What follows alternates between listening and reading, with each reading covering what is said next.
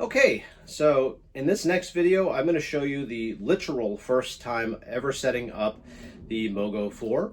I don't know entirely what to expect, and I'm sure that I'm going to have a few moments of like, I wish I wasn't recording this, but I'm going to do it just because I feel like these are the most authentic, easy ways to showcase the actual experience.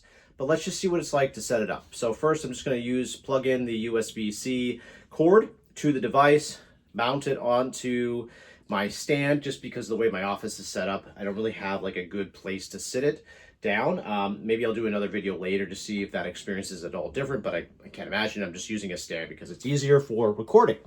And my office is not like the ideal area for a projector, which I would argue a lot of folks that use projectors of this size are going to experience, right? It's a mobile projector, so you're going to be out and about. You're going to use it outside. You're going to use it at night in the backyard. You're going to use it on someone's wall to play video games. So that's why I kind of like using my office, because I think it's a good like testing ground for, okay, let's see what the elements do for it. All right. So before I plug it in, I'm just going to, as you can see right here at the bottom of the screen, there is a nice screw right here, as you would expect. So if you have a standard mount or, anything like that, you'll be able to line it up very easily, as you can see here. So that's what I'm doing. And I do have the remote, as you can see, kind of dangling here. Okay, so perfect. It is now mounted.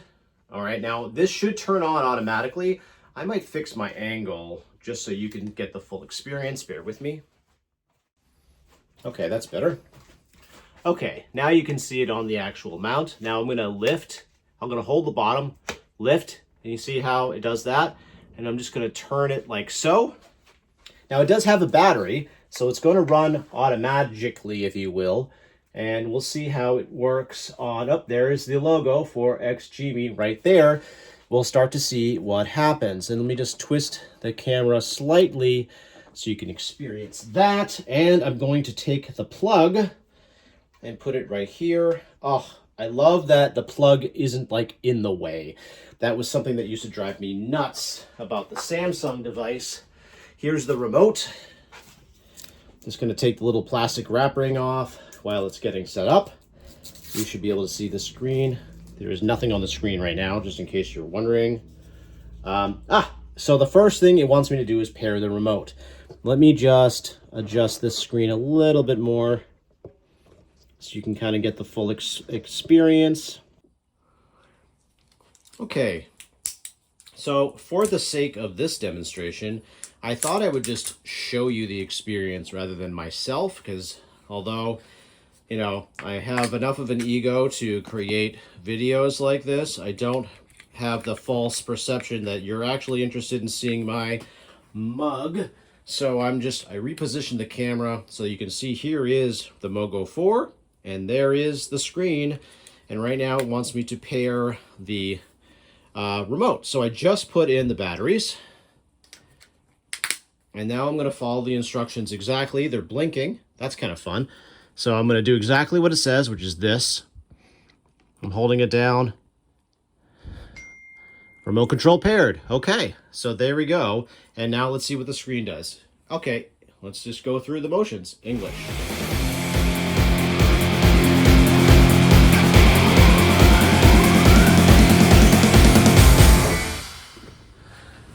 Okay, I was getting really annoyed by my camera.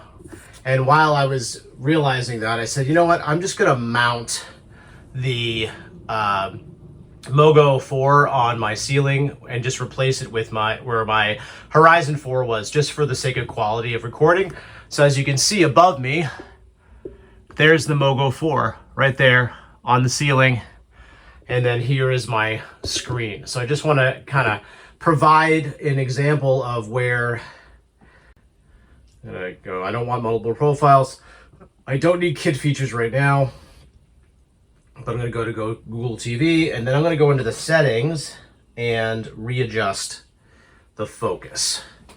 So let's do that. Let's go to settings. So far, even though this is not the right angle yet, I'm pretty impressed. It's very crisp in terms of movement. Let me just go to, I'm in the wrong settings, of course. There we go. Input sound, finish setup. I feel like I was in the right area. Oh, this is the Google settings. So let me hit this button. Okay, so if I press and hold on the remote, the settings button, that's going to do that. Oh, so there's a little human button right here on the remote. So if you have multiple profiles, you can just switch between profiles very easily on your Google account. That's kind of fun. All right, now I'm going to go back to settings, and let's see here, all settings. And I'm going to go to projector. There we go. All right, so let's go to keystone. Let's see if auto keystone works better now that it's mounted. Let's see what happens. Correction failed. Yeah, I had a feeling that was going to happen.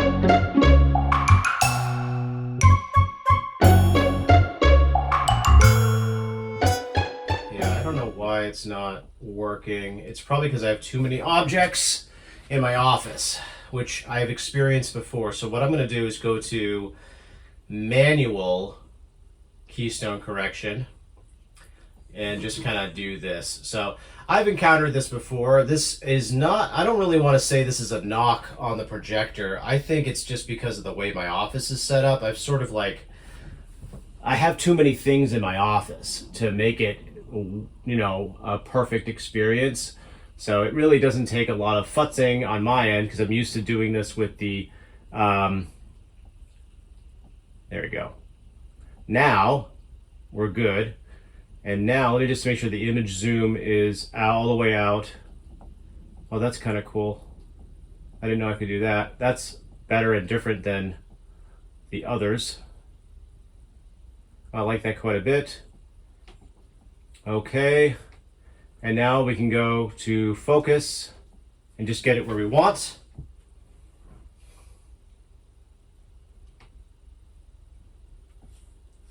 Okay, so now I'm going to get back here and go boop. Okay. Decent. All right, so as expected, this is a very nice experience here, very intuitive. As you'd expect from Google TV and all the different things. It looks like it's already connected to my Google account, which is nice. I probably have to sign into all the different accounts like Netflix and such. I'm not sure if it automatically captures that or not. Let's just see real quick. You know, I haven't heard sound yet. Yep, I got to sign in. All right, so that's interesting. I will sign in later. There we go. All right, so this is cool. So let's go to like a YouTube. Let's just go to YouTube for a second and see. And again, the camera is still not doing justice to the image because it's really capturing the light that's on the screen, which, here, let's just use this for an example. So the sound quality is great. I have it at 42%. If I go down to 25% is like a nice chill volume in the background. Image quality is great, to be honest. I'm very happy with this. This isn't too noticeably different than my Horizon Pro right now. Let's watch something that's in 4K. So let's do that. Let's go search. There we go, perfect. So let's take a look at some of this, like these colorful things here and see how wow, that looks great. You know, this is 1080p, this isn't 4K, but for 1080p, this is pretty freaking fantastic. I'm impressed. So, wow, colors are great. The projector is very easy to use. Let's go into the specs real quick. Wow, I'm impressed with this. Very nice. Turn the volume up a little bit. I don't know if this... So I'm a little hard of hearing, so... Yeah, it's very subtle music. Alright, let's go into settings and just kind of take a look at the specs specifically, and then we'll call it a day for this video. And then later on, I'll do the ambient thing. Alright, let's see here. We'll go to settings. This is kind of new. I like this little search section where I can, like, search through apps. That's kind of fun. I can't wait to play with that later. I love that I can play with the screensaver. That was kind of an annoyance for me with the older software on the Horizon Pro. That's nice. Sound-wise, I can very easily, my assumption is I can switch between, yep. I can switch between, oh, there's even dialogue enhancer. That's a nice setting. That's great. All right, currently I'm on battery. It has 46%. I am charging, but the battery's at 46. That's kind of nice to know, too. I have Google Home set up.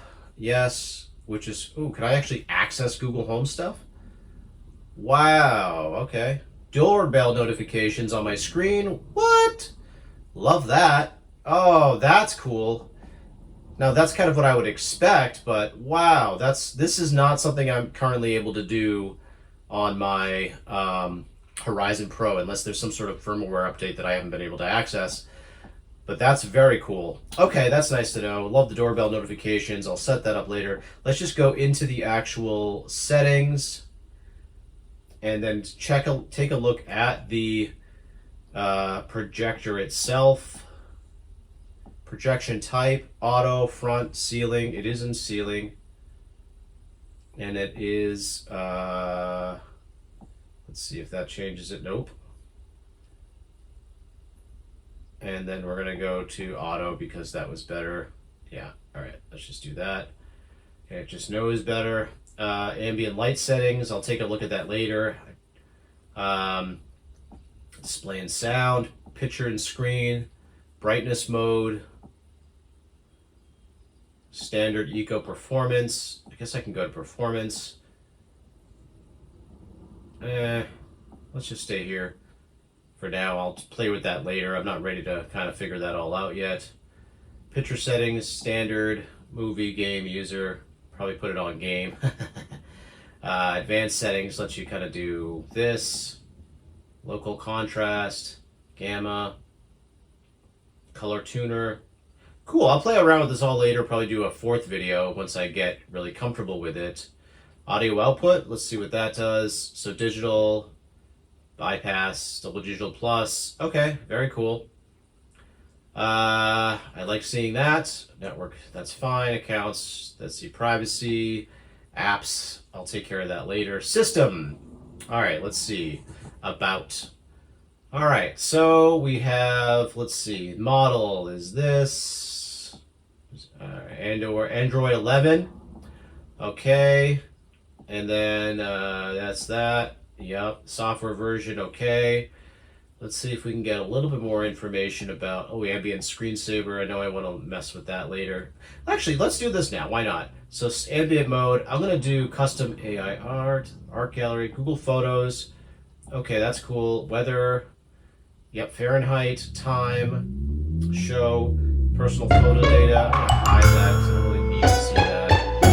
Portrait mode, show pairs, yep, personal. This is great. These are more like,